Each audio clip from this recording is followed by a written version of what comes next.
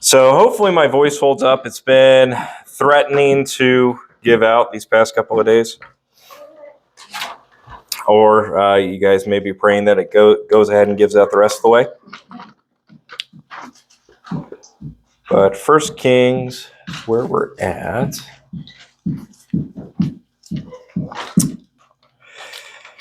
And you know what? Yeah, let's go ahead and let's back up a chapter to chapter 11.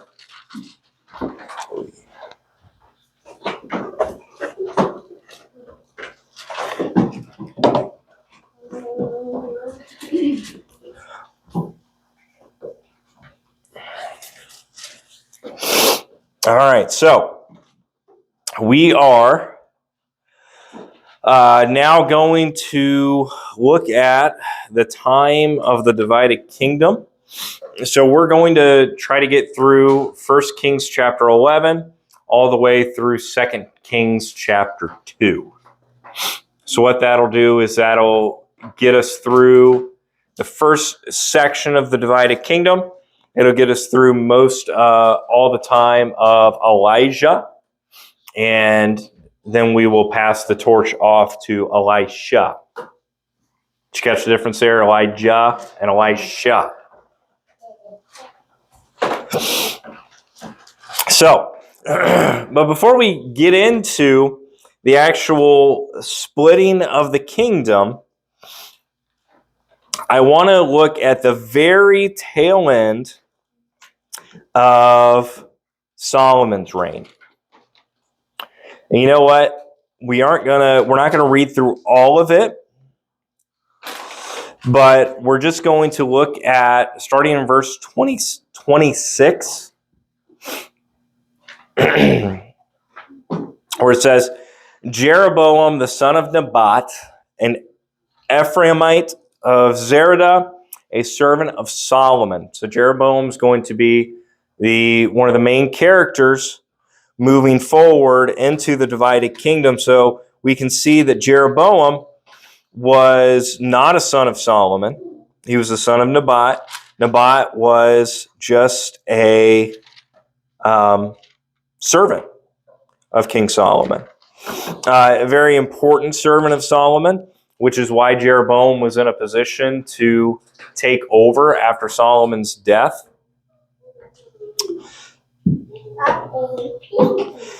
But then in verse, let me skip over to, I'll just skip over to verse 40 there. Solomon had a good idea of what was coming. He knew that Jeroboam was positioning himself to take over in Solomon's stead. So Solomon went, and verse 40 says, Solomon sought therefore to kill Jeroboam, but Jeroboam arose and fled into Egypt to Shishak, the king of Egypt, and was in Egypt until the death of Solomon. So right after that, we get mention of a book that we do not have called the Book of the Acts of Solomon. And then when we get into the divided kingdom after that, we'll have reference to another couple of books we don't have, the Acts or the Chronicles of the Kings of Judah and the Chronicles of the Kings of Israel. So, Solomon, getting to chapter 12, now Solomon has died. Solomon has a son who is really set up to be the next king. Who is that son who's set up to be the next king? Rehoboam, exactly. Rehoboam was next in the line of succession. So Rehoboam really had this idea in his mind that he was just going to waltz into the kingdom, and he was going to take his place, in his mind, the rightful place over all of the tribes of Israel, which we know didn't happen. So that's where we're going to pick up here in chapter 12. So let's start with verse 1, Clarissa, and we will read through verse 11 of 1 Kings chapter 12. Rehoboam went to Shechem. for make him king.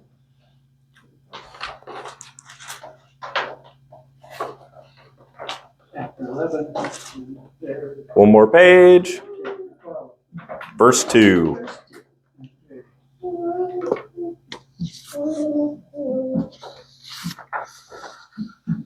When Jeroboam, his son, had heard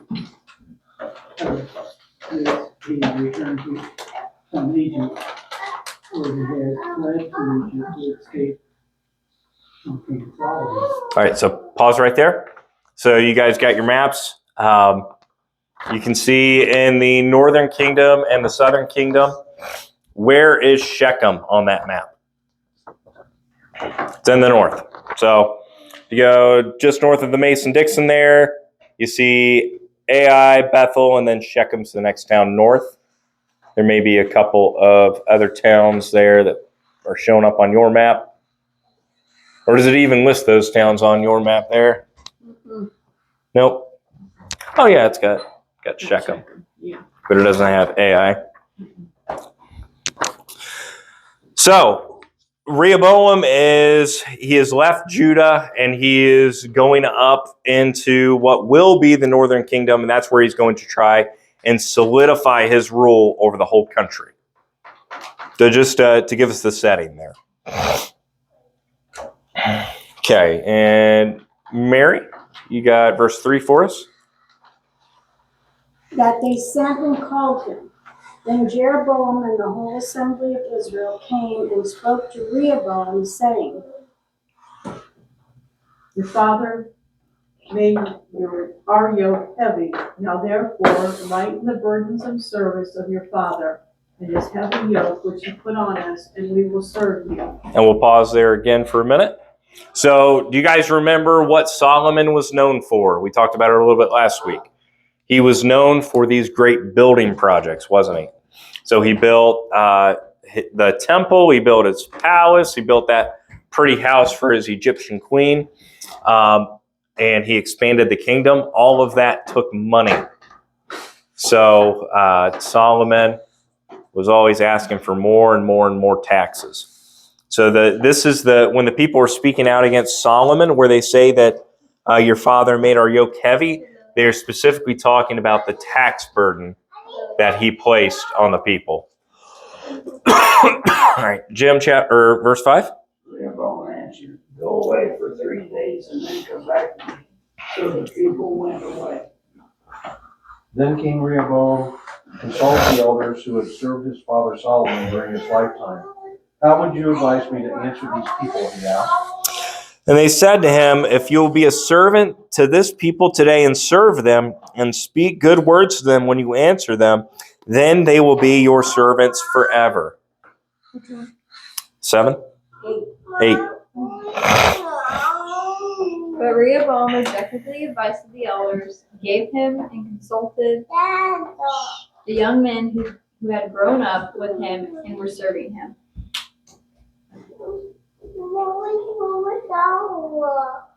Is it 10? 9. Okay, Lily, she's gonna color too. Go ahead and add to Lily's when he reads it. What is Add your advice? He asked them, how shall I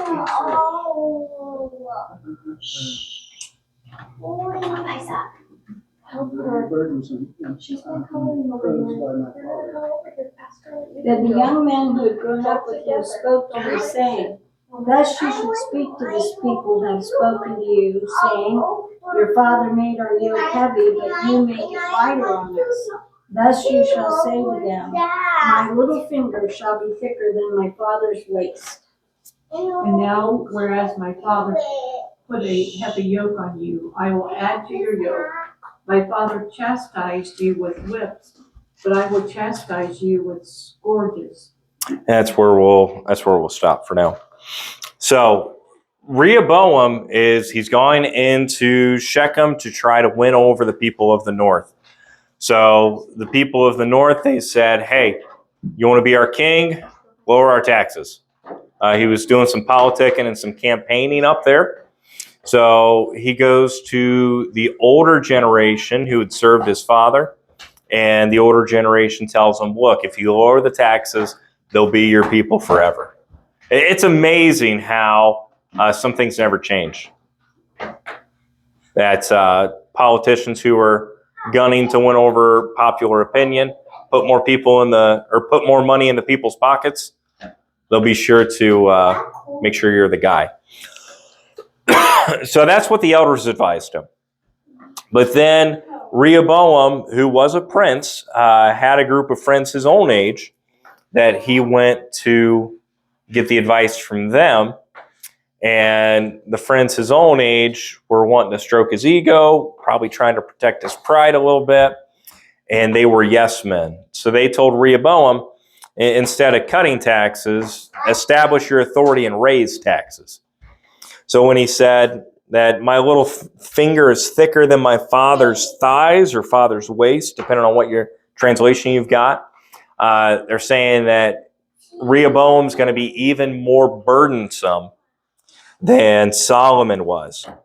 And whereas my father laid on you a heavy yoke, I will add to your yoke. So he's going to raise taxes. And where my father disciplined you with whips, but I will discipline you with scorpions. I might need some water. But, I can go get it, Mike. You're teaching. I thought you were asking me to. No. I was gonna say, it's gonna take the whole class for you to get back up there. But, so you can see what Rehoboam's response was. He's trying to win over 10 tribes who aren't promised to him. Do you think he's going about it the right way? You think if Joe Biden came out tonight, or Donald Trump, since Joe Biden's the incumbent, if Donald Trump came out tonight and said, you think taxes are bad under Biden, I'm going to raise taxes 50%. You think he would get elected? No. I think even the most diehard Trump fans would want to walk away from him after that. So then we go back and we see the posturing of Jeroboam now. In verse 12, so Jeroboam and all the people came to Rehoboam the third day, as the king said, come unto me the third day. And the king answered the people harshly, forsaking the counsel the old men had given him. He spoke to them according to the counsel of the young men, saying, my father made your yoke heavy, but I will add to your yoke. My father disciplined you with whips, but I will discipline you with scorpions. So the king did not listen to the people, for it was a turn of affairs brought about by the Lord, that he might fulfill his word, which the Lord spoke by Ahijah the Shilonite to Jeroboam, the son of Nebat. So we didn't actually look at what Ahijah had told Jeroboam. That was in chapter 11. But since we're going to try to get through all of this, we kind of skipped over that. Okay. Thank you, Mr. Mike.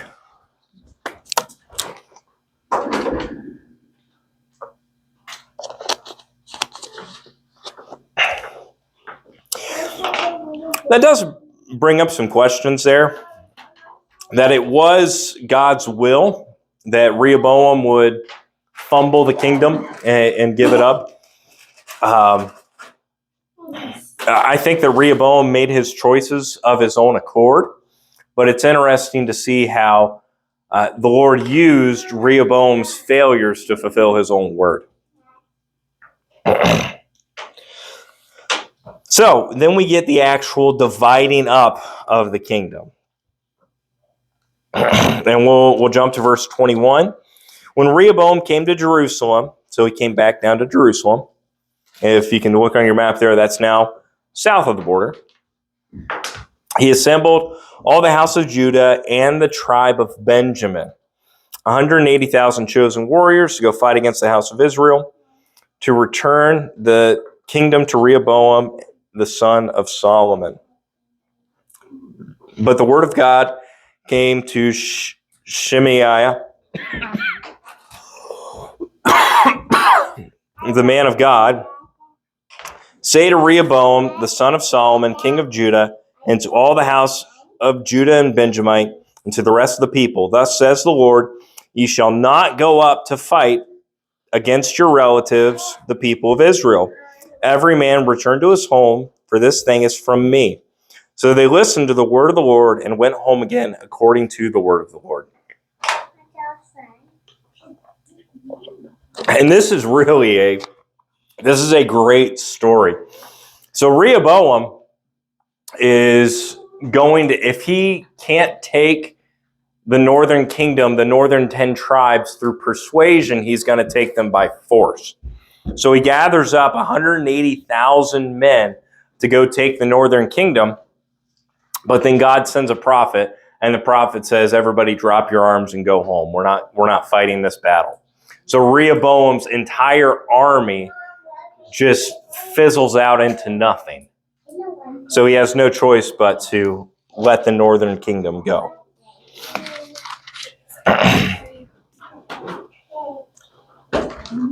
So you've got two charts in front of you. You've got one that has the kings of Judah. That one has some green on the bottom, and you have one that has the kings of Israel. That's red all the way down. Green means the king did good. Red means the king did bad. So even though Judah had a better track record than Israel, as we go through all of these kings, we'll find that there was only a handful of good kings across the board. But you can see at the top of the Judah chart, you'll see Rehoboam. You see at the top of the Israel chart, you'll see Jeroboam.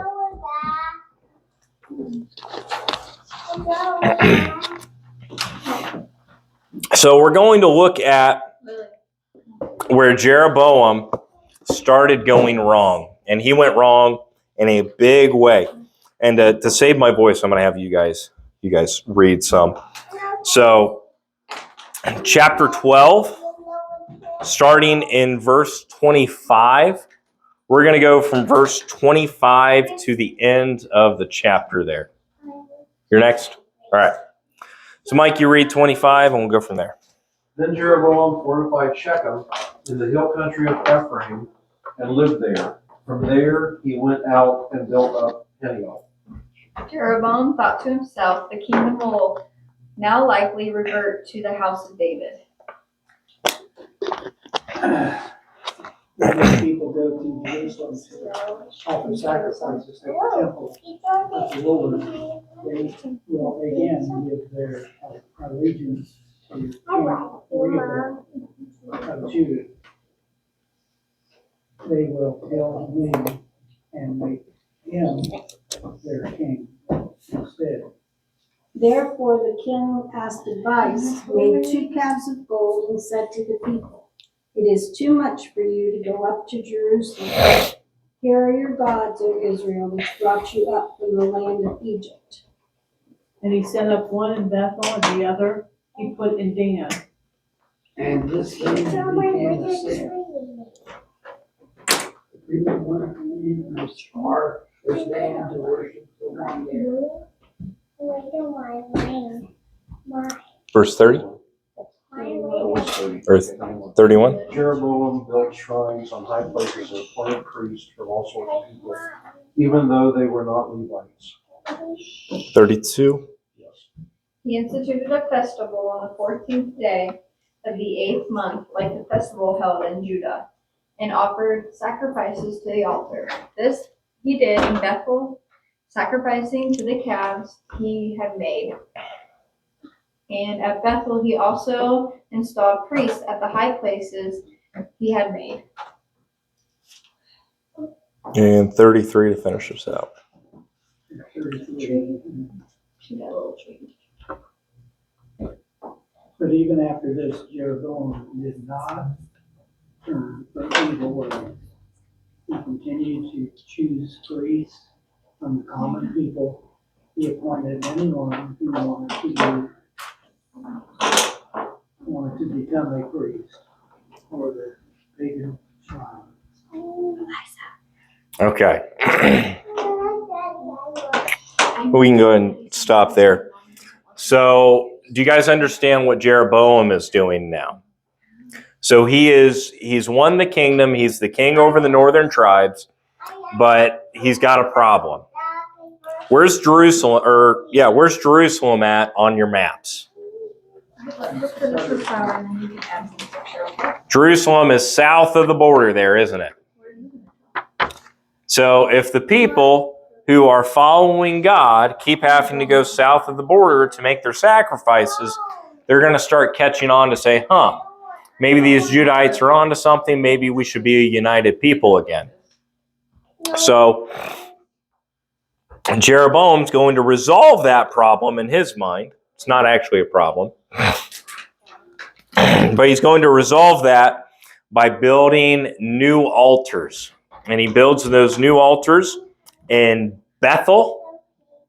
And he builds the other one all the way up in Dan. So Bethel's right across the border from the southern kingdom. It's just a stone's throw away, really. But Dan is on the very far northern reach of the kingdom. So he wants to make sure he has all of his bases covered. So he puts one at Bethel, which did have some religious significance, if you remember from Genesis. Did have some religious significance. We see it mentioned there.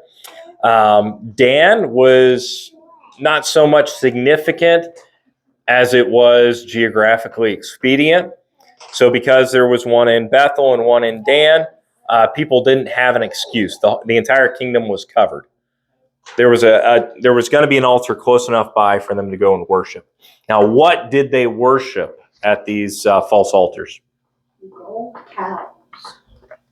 Golden calves. Where have we heard that story before? That wasn't rhetorical. Where have we heard that story before? In the desert? Yep, during the Exodus. Moses went up on the mountain. Aaron gets bored. Wanted to please the people, so he creates a golden calf for them to worship. It's amazing when a people starts to abandon God, that they will look into the stories of the scriptures and apply them in a completely incorrect way. And I'm sure that we could find modern day examples of that as well.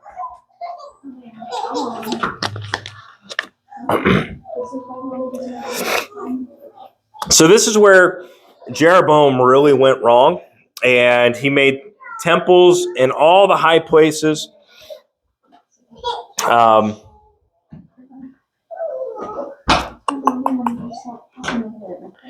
it says that every hill. Let me find that. Yeah, verse 31. He also made temples on high places and appointed priests from among the people who are not Levites. So all of the high places from Bethel to Dan, he set up places where these false priests would act.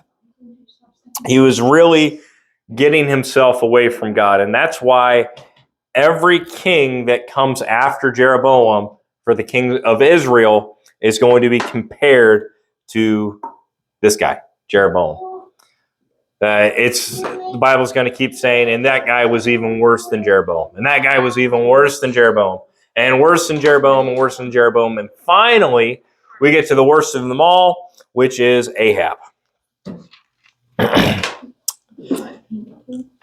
But let's keep moving on here. So we see Jeroboam, and we're not going to go through all this in depth because I do want to get through the book. But Jeroboam dies in chapter 14, and then it goes back to look at Rehoboam for a little bit, and then Rehoboam dies at the end of chapter 14. Goes on to the next king, Abijam. Doesn't really say a lot about his reign. We just get the beginning of chapter 15. But let's look real quick at Abijah's son, Asa. So Asa was a king in Judah of the southern kingdom. So remember, all of the kings of Judah were from the line of David. So we get to see, if you look at your chart, it has the second column over. It says relationship to previous king. You'll notice for the kings of Judah, it says son, son, son, son, all the way down. Whereas for the kings of Israel, it says servant, son, no relationship, son, captain. It jumps around a lot. But that's just something to keep in mind, is the kings of Judah are all in the line of David, fulfilling the prophecy God gave to David. Okay. So, Mike, can you go ahead and just read chapter 15, verses 9 through 15? In the 20th year of Jeroboam, king of Israel, Asa became king of Judah, and he reigned in Jerusalem 41 years. His grandmother's name was Maacah, daughter of Absalom. Asa did what was right in the eyes of the Lord, as his father David had done. He expelled the male shrine prostitutes from the land and got rid of all the idols his ancestors had made. He even deposed his grandmother Maacah from her position as queen mother, because she had made a repulsive image for the worship of Asherah. Asa cut it down and burned it in the Kidron Valley. Although he did not remove the high places, Asa's heart was fully committed to the Lord all his life. He brought into the temple of the Lord the silver and gold and the articles that he and his father had dedicated. Okay, so Asa's going to go through and he's going to work to undo a lot of the problems that started all the way back with Solomon. Because remember, what caused Solomon's downfall was all of these foreign women that he brought in. So any of the influences, the foreign influences that we see in the divided kingdom period, can all be traced back to Solomon and Solomon's failures in his life. So Asa comes through and he's working to undo not just the things that his father did, but the things that his grandpa and his great-grandpa did, and along with their spouses. Because it was the foreign women who influenced Solomon to create some of these false altars to these false pagan gods. So Asa was a good guy, is all I'm trying to get at.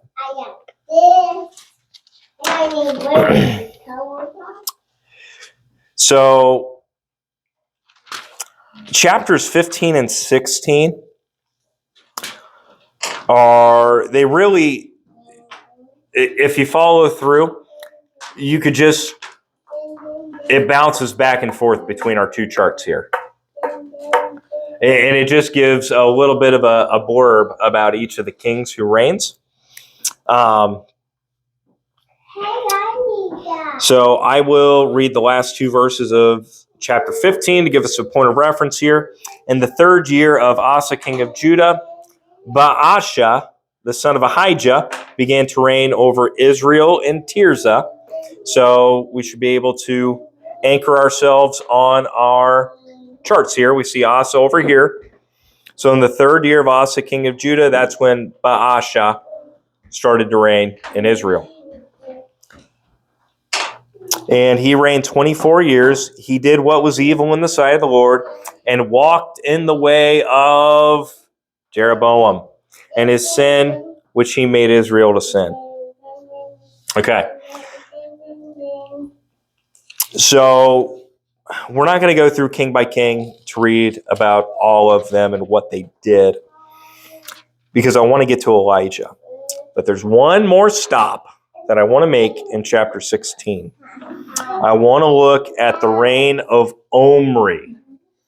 Not because Omri did a whole lot of notable things. He just gets a very short excerpt here in chapter 16. But Mary, can you read chapter 16, verse 24? Just verse 24.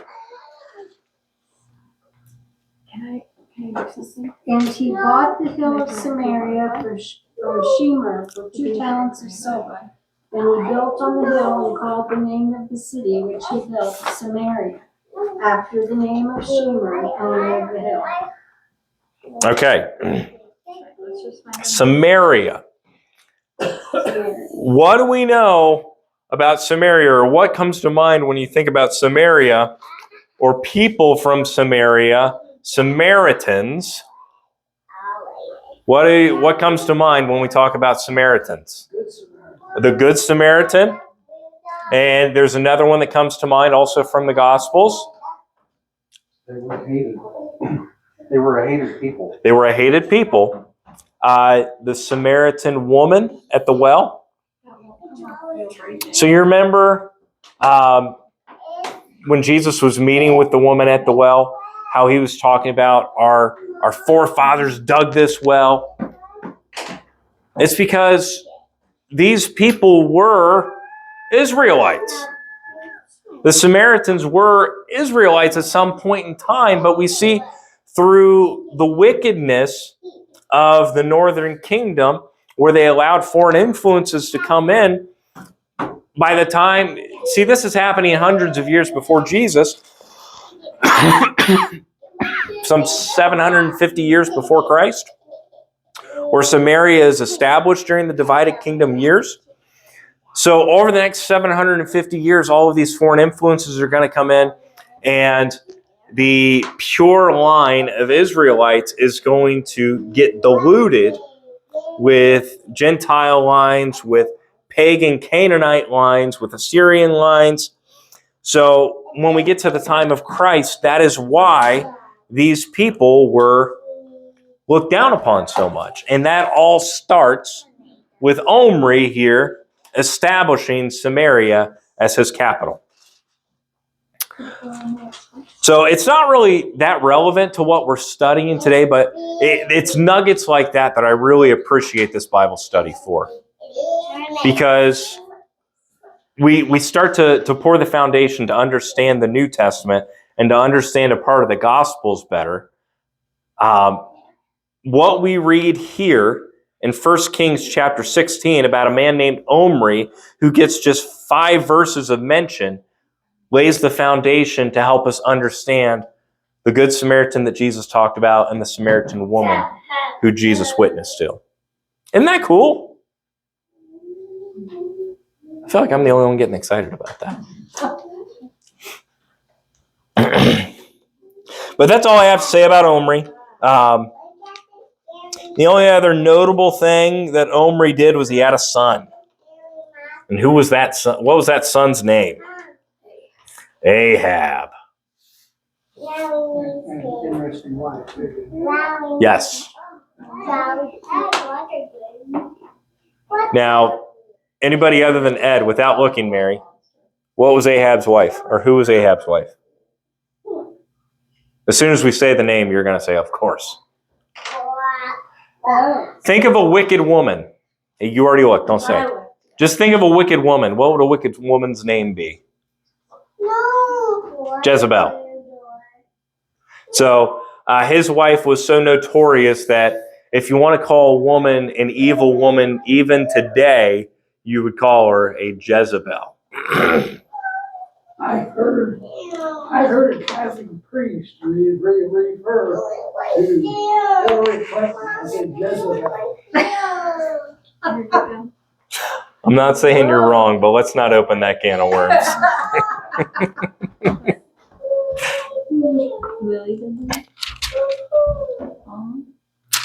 So let's go ahead and look at the beginning of Ahab's reign. How about we do another? So that is in chapter 16 verse 29. We'll start in verse 29 and we'll go through the end of the chapter there. So who is up to read? Llewellyn? All right, you read verse 29. We'll go around the room. In the 38th year of Asa, king of Judah, Ahab, the son of Omri, became king over Israel. And Ahab, Ahab, son of Omri, did more evil in the eyes of the Lord than any of those before him. He not only considered it trivial to commit the sins of Jeroboam, son of Nebat, but he also married Jezebel, daughter of Ethbaal, king of the Sidonians, and began to serve Baal and worship him. He erected an altar for Baal in the house of Baal, which he built in Samaria. 16, verse 33. Ahab also made an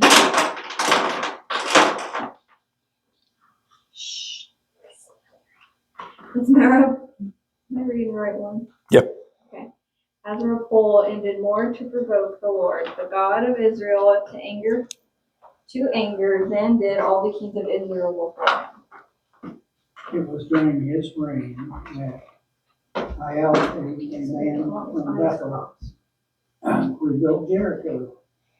When he laid its foundation, it cost him the life of his oldest son, Abraham. And when he completed it, he set up its gates. It cost him the life of his youngest son.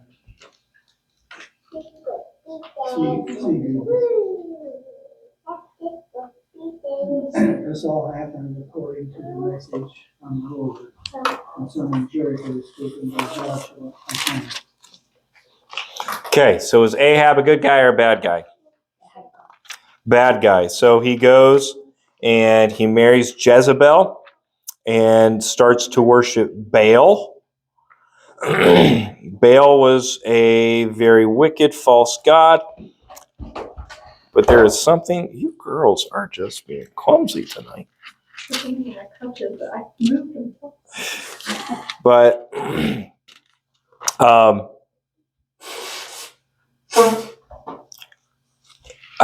I think it's just funny what the Bible says. That it was nothing for Ahab to do the things that Jeroboam did. So Ahab is going to go above and beyond what Jeroboam did, going so far as to openly defy the Lord at the cost of two of his children. He willingly sacrificed two of his kids just to defy the Lord by rebuilding Jericho. You guys remember what happened to Jericho? The walls came tumbling down. Josh fit the bat around Jericho. Yeah, you guys know. So, before they went in to take Jericho, I'm going to go back to the book of Joshua to see what the Lord had to say about this.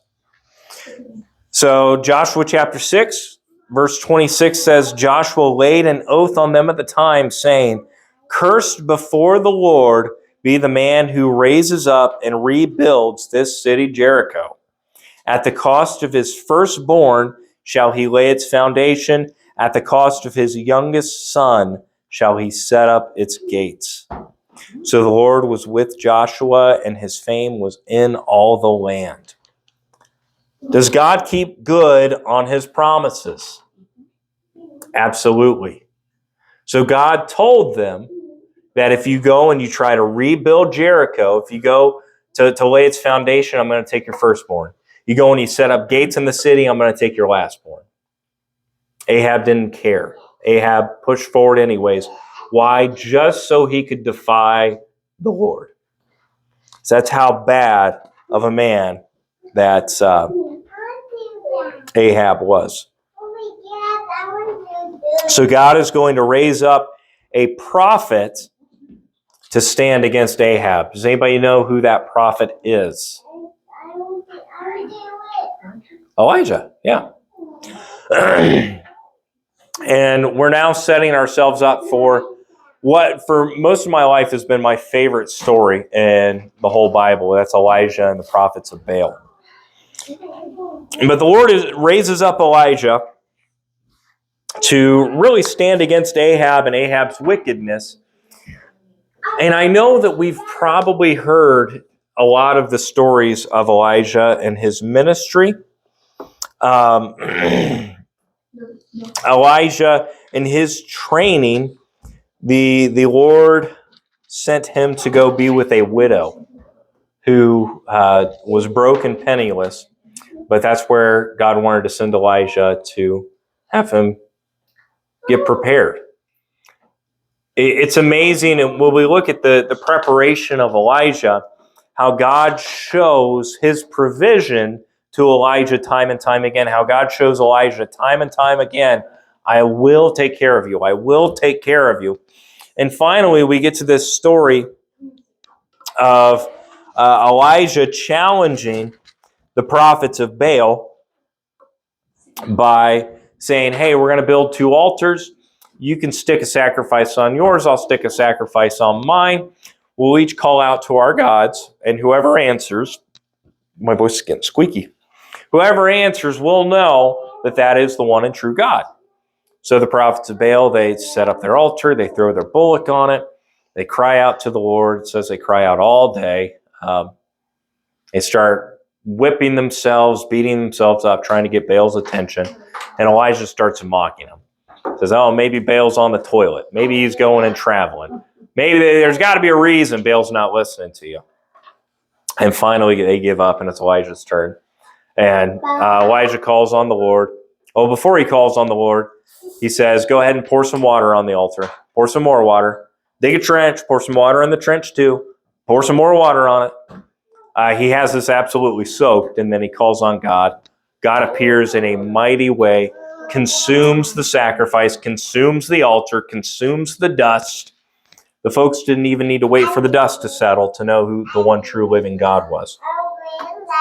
Great story. Great, great story. And then he goes and he kills all the prophets of Baal.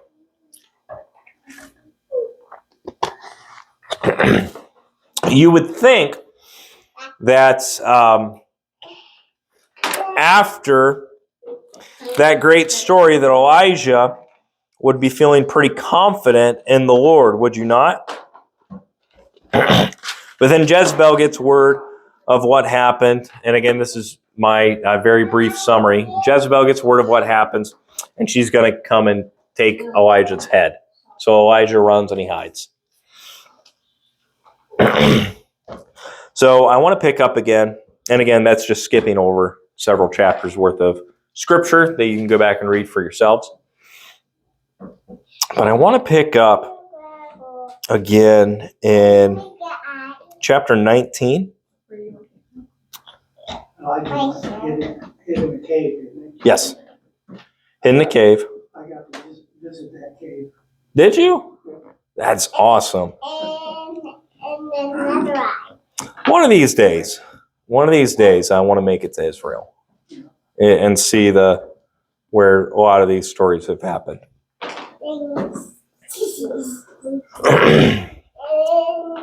But let's read verses 9 through 18.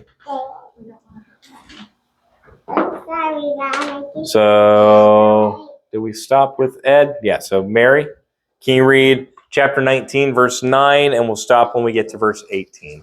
And there he went into a cave and spent the night in that place. And behold, the word of the Lord came to him. And he said to him, what are you doing here, Elijah? So he said, I've been very zealous for the Lord, God of hosts, for the children of Israel have forsaken your covenant, torn down your altars, and killed your prophets with the sword. I alone am left, and they seek to take my life. The Lord said, go out and stand around in the presence of the Lord. For the Lord is going to pass by. And the great and powerful and tore the mountains apart and shattered the rocks before the Lord. But the Lord was not in the wind. After the wind, there was an earthquake. But the Lord was not in the earthquake. Okay, I'm lost. What verse? 12. Chapter 19, verse 12. After the earthquake came a fire, but the Lord was not in the fire. And after the fire came a gentle whisper. And when Elijah heard it, he wrapped his face in his cloak and went out and stood in the entrance of the cave. And behold, there came a voice to him and said, "What are you doing here, Elijah?" Ed, do you want to read verse 14? He replied again, I am zealous, I serve the Lord God Almighty. But the people of Israel have broken their covenant with you, torn down your altars, and killed every one of your prophets. I am the only one left, and now they're trying to kill me too. Then the Lord said to him, Go, return on your way to the wilderness of Damascus. And when you arrive, anoint Hazael. as king over Syria. Also, you shall anoint Jehu, the son of Nimshi, as king of Israel. Then Elisha, the son of Shaphat of Abel Meholah, you shall anoint as prophet in your place. Jehu will put to death any who escape the word of Hazael, and Elisha will put to death anyone who escapes the sword of Jehu. Yeah, I reserve 7,000 in Israel, all whose knees have not bowed down to Baal, and whose mouths have not kissed him. Okay, so I just want to look at one thing between this conversation between Elijah and the Lord tonight. Is that Elijah didn't have faith in God. Elijah was complaining to the Lord. What was one of Elijah's main complaints? It was that he's the only one who's following the Lord. And the Lord just sets him straight and says, you don't know the plans that I have elsewhere. You don't know the other people who I'm working with. So he's telling Elijah about all of these different things that he's going to make happen. Elijah went and hid in a cave, but while he was doing that, God had other plans. God had other plans that he was putting into place. God had other people he was working with already, other than Elijah. But Elijah was too worried saving his own skin to realize that he wasn't in this by himself. But now we see God tell Elijah that he is going to pass the torch off to Elisha. So I'll finish off the chapter here, starting in verse 19. So he departed from there and found Elisha, the son of Shaphat, who was plowing with 12 yoke of oxen in front of him, and he was with the 12. Elijah passed by him and cast his cloak upon him, and he left the oxen and ran after Elijah and said, Let me kiss my father and my mother, and then I will follow you. He said to him, Go back again, for what have I done to you? And he returned from following him and took the yoke of oxen and sacrificed them and boiled their flesh with the yokes of the oxen and gave it to the people, and they ate. Then he arose and went after Elijah and assisted him. So I think it's just interesting to note that Elisha had 12 yoke of oxen.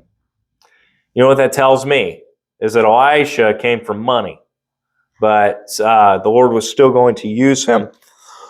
And it's sort of reminiscent of the rich young ruler who Jesus told to sell everything to follow him, sell everything to give to the poor.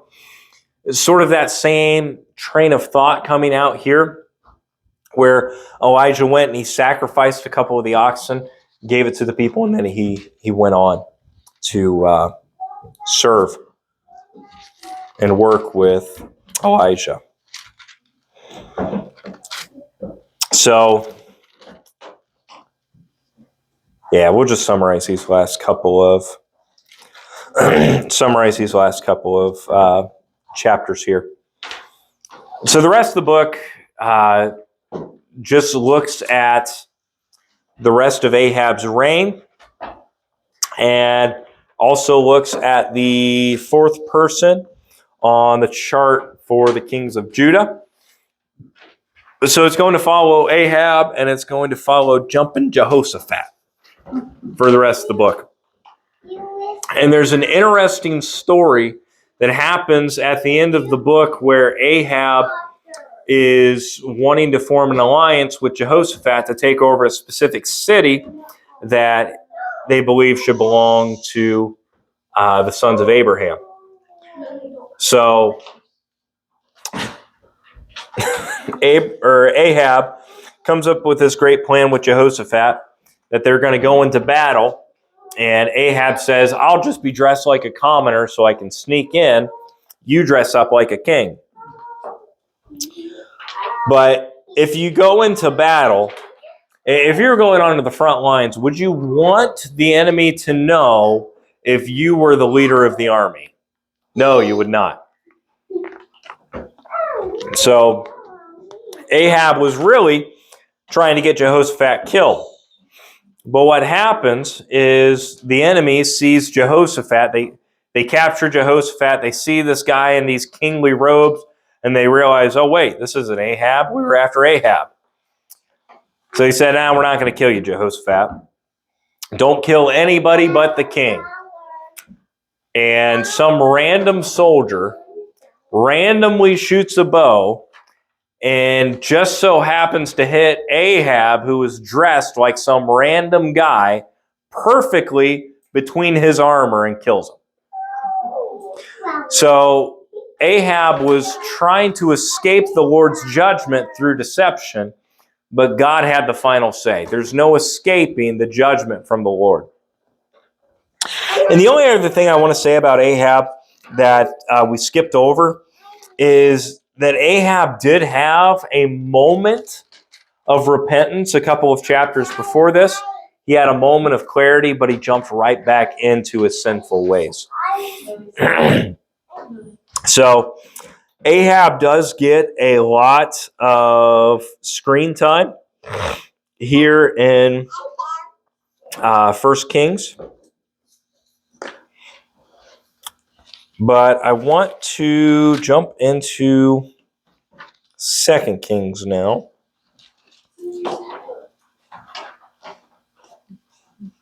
You know what? Yeah, we'll just stop there. I was only going to go through the first 3 chapters, but I want to take some time to talk about Elijah going up to heaven. So I said Elijah, not Eliza. It's close. But okay. But do you guys have any questions about the rest of 1 Kings and the rest, or the beginning part of the divided kingdom? If you go through the chart for the kings of Judah, they're pretty easy to follow.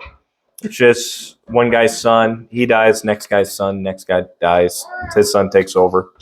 Like most lines of succession. With the kings of the Israelites, though, it really jumps around a lot.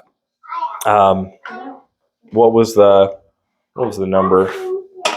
How many different lines of kings there were from last week? Yeah, so from the northern kingdom, there were 9 different lines, 9 different families that had the kingdom. Some of those guys did not reign very long at all. So a lot of division, a lot of turmoil, and a lot of new names and faces. So I don't want to get caught up in the new names and faces. So next week we'll get into 2 Kings. We will finish up with Elijah's being caught up into heaven. We'll get into Elisha's ministry, and we're going to finish up the divided kingdom years. I won't be here next week. We have a band or a concert of some kind Okay. of the kids, so. And then once we get to the end of the divided kingdom, which is going to take us not quite all the way through 2 Kings, I don't believe. Then we're going to jump in and look at the prophets of the divided kingdom, which will be Obadiah, Joel, Amos, and Jonah. Then we'll finish up 2 Kings, and then we'll go into Isaiah, Micah, and Hosea. Once we get into the books of the prophets, we should be able to do one book a night pretty easy. But anybody got anything else to add? Any other comments, questions? Is it worthwhile looking at parsing through some of these kings that we just glaze over most of the time? All right. Interesting. Jeroboam spent a number of years down in Egypt. And used to say he didn't bring part of the Egyptian religion back with him. Egypt does play a bit of a role in those early years of the divided kingdom. Something else that we didn't mention was that, that real pretty temple that Solomon built and all the real pretty decorations that Solomon put in there, like all of those solid gold shields that Solomon had put in there, the Egyptians came and they raided it, took everything, took it back to Egypt. So, like I said, the major players outside of the northern and southern kingdoms to keep an eye on is going to be Egypt, the Assyrians, and the Babylonians. So after we get to the end of the divided kingdom, that's when we will see the Assyrians show up when they conquer the north. After Rehoboam took over the southern kingdom, first thing he did, he started reinforcing all the cities. So he must like to collect taxes too. He was not shy about his tax policy, that's for sure. So does anybody have anything else?